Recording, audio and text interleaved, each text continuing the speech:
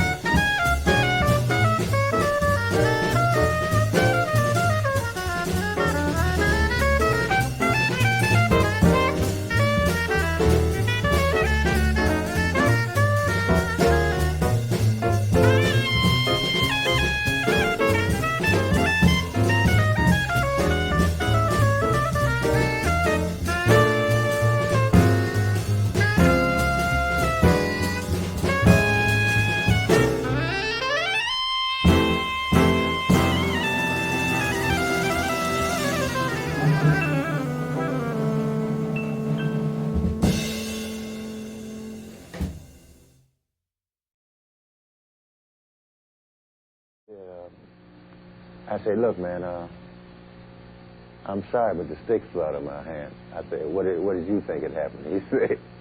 He said, this guy finally threw a stick at me for playing along. I remember one matinee in Philadelphia in a club there. We played one piece for the entire matinee. It was 3 hours. So he just started taking it slow. He got wound up, and the thing went. He just played the complete matinee. We didn't take a break, intermission, anything. Just straight through. Miles used to ask him and say, well, man, why do you play so long? And he used to tell Miles that once he got involved in whatever he was doing, he didn't know how to cut it off, you know. So Miles used to tell him, say, take the horn out your mouth. I was sort of apprehensive a little bit about that. I thought John would get started and forget that we were doing a television show and you know, take a half an hour solo, and the thing would be over before he wouldn't get all of his tunes in. But he controlled it pretty well. He was good at that, you know. Which certainly exploded the myth about him being, you know, getting involved that he wasn't conscious of.